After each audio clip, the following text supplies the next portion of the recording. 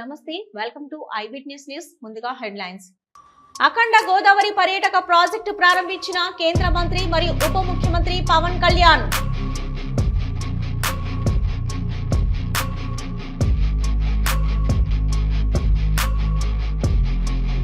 మాజీ మంత్రి state doctors wing president doctor Sidiri Appalaraju press meet.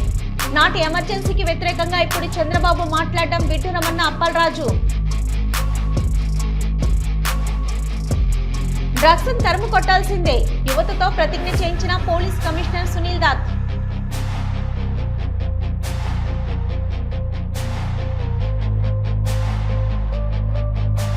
Balkampet Yellamma అమ్మవారి కళ్యాణానికి సనత్ నగర్ ఎమ్మెల్యే తలసాని శ్రీనివాస్ యాదవ్ కు ఆహ్వానం.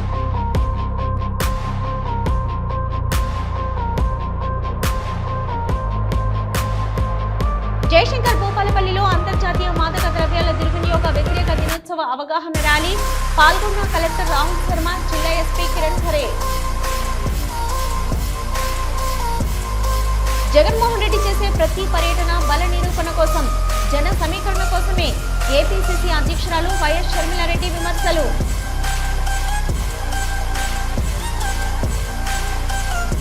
ఇంద్రకీలాద్రి అమ్మవారికి తొలిసారి సమర్పించిన ఈవో శివనాయక్ దంపతులు.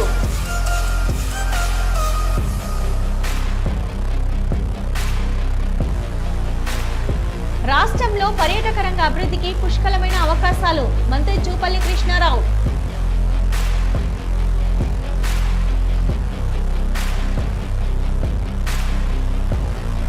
అఖండ గోదావరి పర్యాటక ప్రాజెక్టు, రాజనగరం దివాన్ చెరువు ఫారెస్ట్ అకాడమీ శంకుస్థాపన మరియు బొమ్మూరు సైన్స్ సెంటర్ ప్రారంభోత్సవ కార్యక్రమంలో పాల్గొన్నారు ఉప ముఖ్యమంత్రి పవన్ కళ్యాణ్. स्वागतम। अब हम इस पावन अवसर पर भारत सरकार के पर्यटन और संस्कृति मंत्रियों को माननीय केंद्रीय मंत्री श्री गजेंद्र सिंह शेखावत जी को मंच पर आमंत्रित कर सौभाग्य प्राप्त कर रहे हैं। आपका यह अभिषेक होना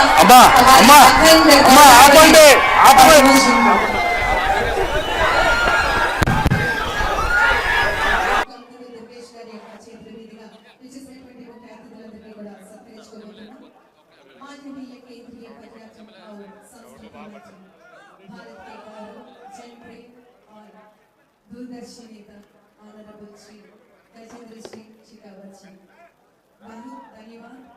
Everybody put your hands together. మరి ఈనాటి కార్యక్రమానికి విచ్చేసి తమ అమూల్యమైనటువంటి సందేశాన్ని అందించినటువంటి కేంద్ర సాంస్కృతిక మరియు పర్యాటక శాఖ మంత్రి వర్యులు గౌరవనీయులు మాన్య శ్రీ గజేంద్ర సింగ్ షెకావత్ జీ గారికి ఈ సందర్భంగా ఆంధ్రావళి అంతా కూడా ప్రత్యేకమైనటువంటి ధన్యవాదాలు, మీ అందరి కరతాల ద్వారా మధ్య వారికి ప్రత్యేకమైనటువంటి కృతజ్ఞతలు తెలియజేస్తూ ఉన్నాం.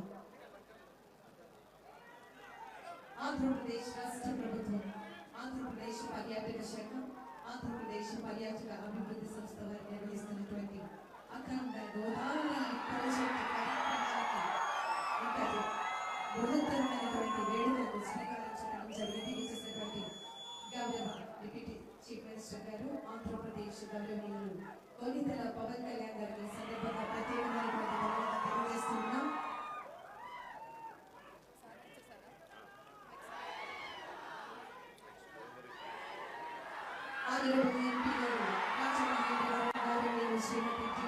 పురంధేశ్వరి గారికి ఈ సందర్భంగా మీ అందరి ప్రత్యేకమైనటువంటి ధన్యవాదాలు తెలియజేస్తోంది ఆంధ్రప్రదేశ్ పర్యాటక శాఖ, ఆంధ్రప్రదేశ్ పర్యాటక అభివృద్ధి సంస్థ.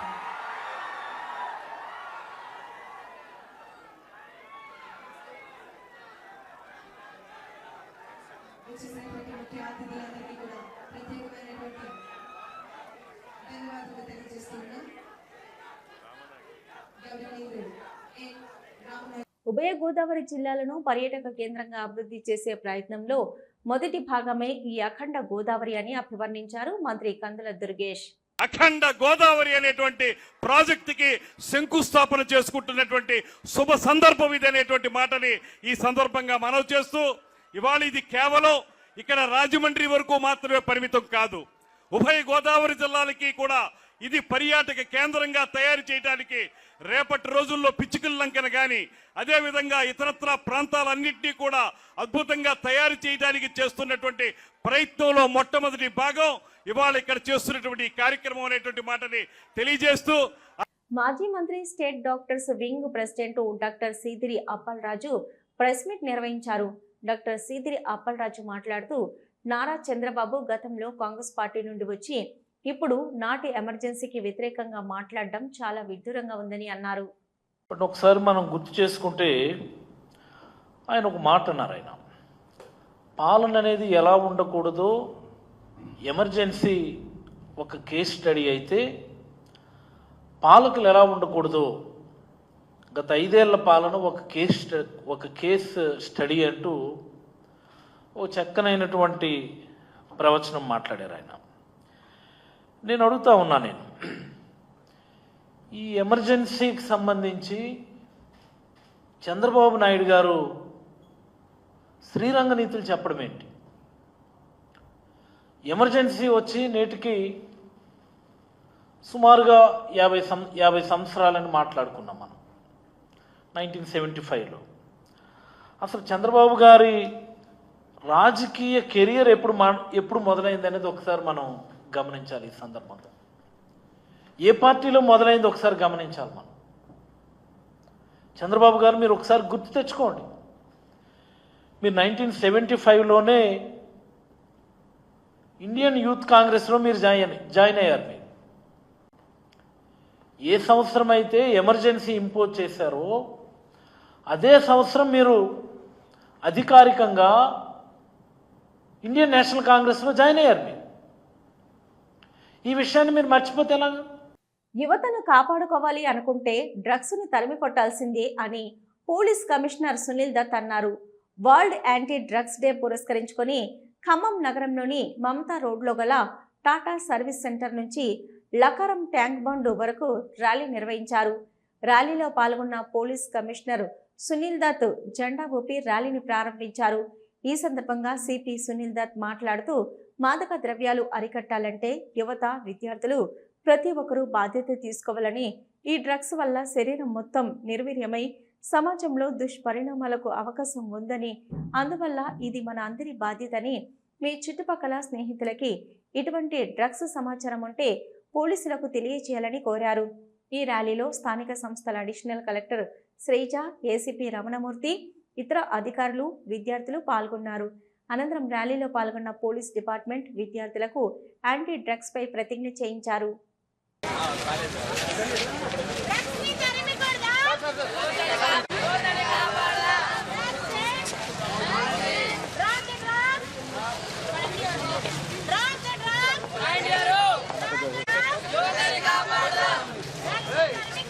ఒకటే షాట్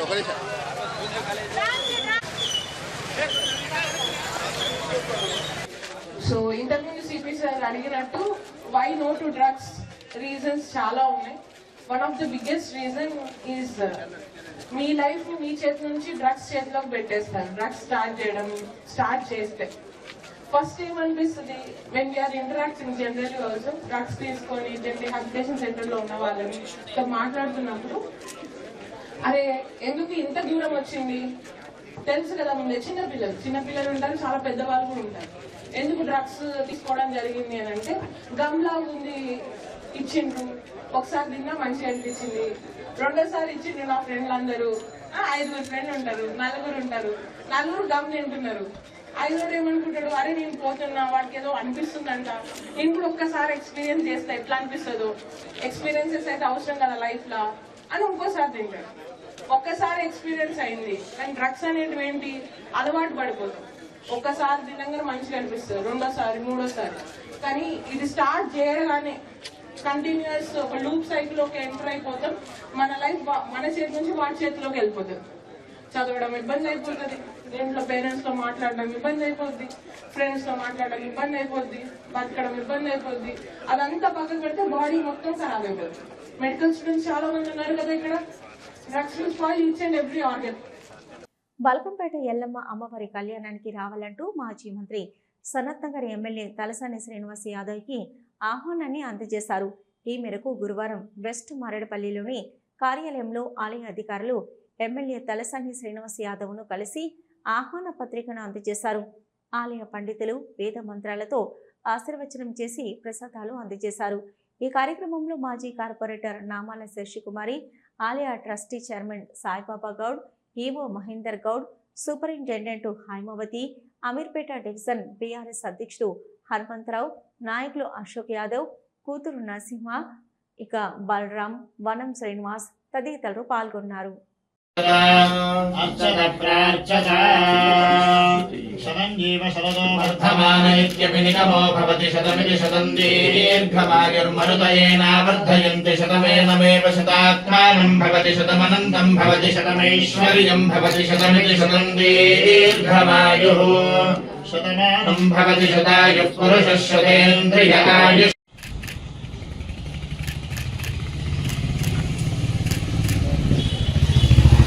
జయశంకర్ భూపాలపల్లి జిల్లా అంతర్జాతీయ మాదక ద్రవ్యాల దుర్వినియోగ వ్యతిరేక దినోత్సవం సందర్భంగా భూపాలపల్లిలో అవగాహన ర్యాలీ నిర్వహించారు. భూపాలపల్లిలోని అంబేద్కర్ స్టేడియం నుంచి అంబేద్కర్ విగ్రహం వరకు విద్యార్థులతో ర్యాలీగా అధికారులు బయలుదేరారు.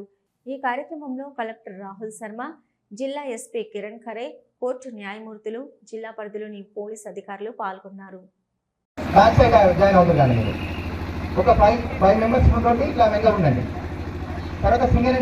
గౌరవ కలెక్టర్ గారు, ఎస్పీ గారు, అడిషనల్ కలెక్టర్లు మరియు జడ్జి తదితరులు అందరూ కూడా ప్రారంభిస్తున్నారు. Thank you sir. ఈ ర్యాలీతో పాటు ఏ ఒక్కరు డ్రగ్స్ బారిన డ్రగ్స్ అమ్మకం, కొనుగోలు చేసే వ్యక్తుల సమాచారాన్ని పోలీసులకు తెలియజేస్తానని, తో పాటు ఏ ఒక్కరు డ్రగ్స్ బారిన డ్రగ్స్ అమ్మకం, కొనుగోలు చేసే వ్యక్తుల సమాచారాన్ని పోలీసులకు తెలియజేస్తానని. మహబూబాబాద్ జిల్లా డోర్నకల్ మున్సిపల్ కేంద్రంలో ఓ వెంచర్ విషయంలో అధికారి తలదూర్చి లంచం డిమాండ్ చేసిన ఘటన చోటు చేసుకుంది. బాధిత వెంచర్ యజమాని తెలిపిన వివరాల మేరకు డోర్నకల్ మున్సిపల్ కేంద్రంలోని 121, 122 సర్వే నెంబర్లలో 2 ఎకరాల 5 గుంటల భూమిలో వ్యక్తి వెంచర్ వేశాడు. చట్ట ప్రకారం అన్ని అనుమతులు ఉన్నప్పటికీ తనకు చెయ్యి తడపకుండా వెంచర్ డెవలప్ ఎలా చేస్తారని మున్సిపల్ అధికారి వెంచర్పై కక్ష సాధింపు చర్యలు మొదలుపెట్టాడు. పొంతనలేని అనుమతుల పేరిట వెంచర్ యజమానిపై ఒత్తిడి తెస్తూ లంచం డిమాండ్ చేశాడు. తాను డిమాండ్ చేసిన విధంగా డబ్బులు ఇవ్వకపోవడంతో వెంచర్లోని పలు రోడ్లను ధ్వంసం చేయించాడు. విసిగి వేసారిన సదరు వెంచర్ యజమాని పోలీసులకు, జిల్లా కలెక్టర్కు ఫిర్యాదు చేశాడు. సదరు అధికారిపై చర్యలు తీసుకోవాలని బాధిత వ్యక్తి అధికారులను కోరుతున్నాడు.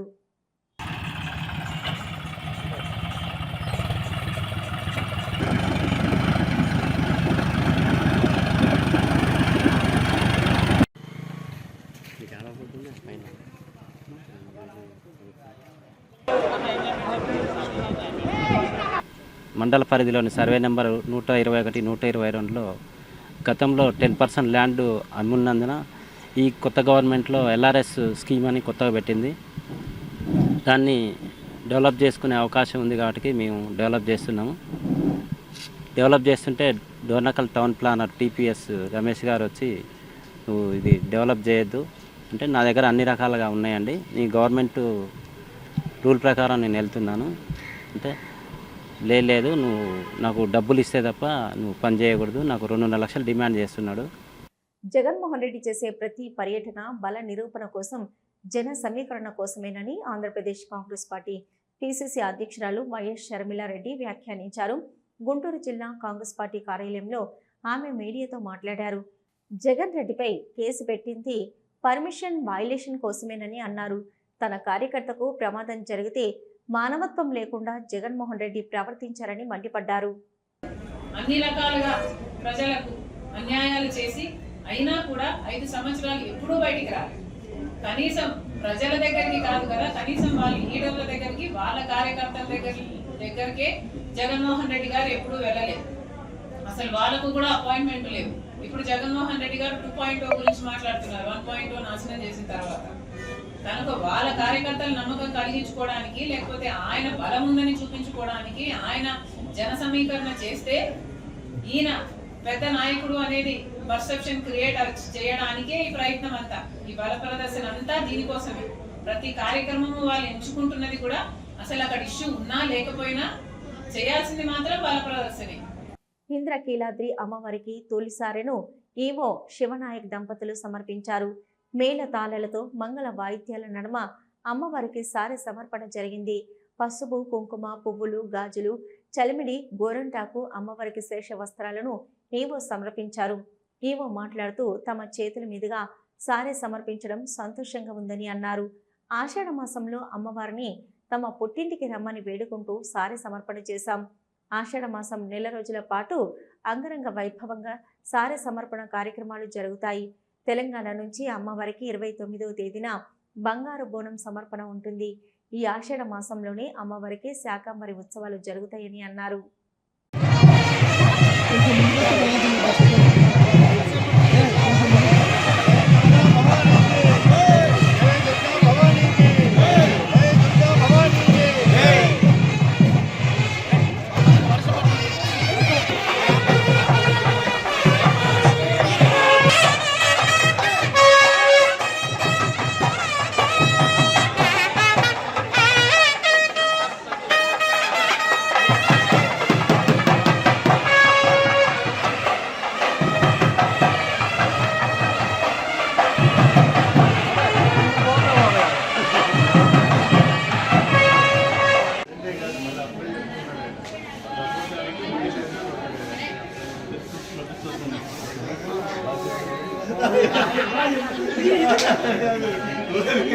అంటే మాజీ చైర్మన్ అంటారు కదా అలా మాజీ అంటే ఇప్పుడు ఏం చెప్తారు తెలుసా అలా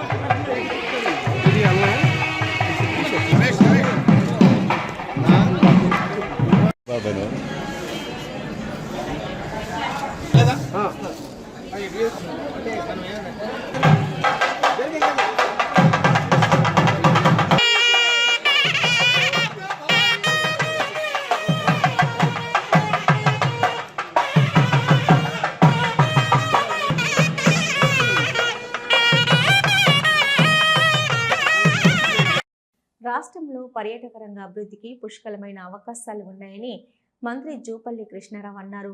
కొల్లాపూర్ నియోజకవర్గ పరిధిలోని కల్వకుర్తి లిఫ్ట్ ఇరిగేషన్, అమరగిరి, సోమశిల తదితర పర్యాటక ప్రదేశాలను రాష్ట్ర పర్యాటక అభివృద్ధి సంస్థ managing director Valluri Kranthi, collector Badavath సంతోష్తో కలిసి సందర్శించారు. ఈ సందర్భంగా మంత్రి మాట్లాడుతూ పర్యాటక ప్రాంతాలను అంతర్జాతీయ ప్రమాణాలతో అభివృద్ధి చేస్తామన్నారు. మచిలీపట్నంలోని కృష్ణా యూనివర్సిటీ స్నాతకోత్సవంలో మంత్రి నారా లోకేష్ పాల్గొన్నారు. ఈ సందర్భంగా ఆయన మాట్లాడుతూ విద్య అన్ని సమస్యల పరిష్కారానికి మార్గమని, యువత నైతిక విలువలతో ఎదగాలన్నారు.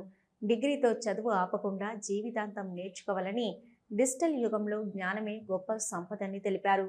యువత, అధ్యాపకులు, పరిశోధకులు, పారిశ్రామికవేత్తలుగా ఎదగాలని సూచించారు.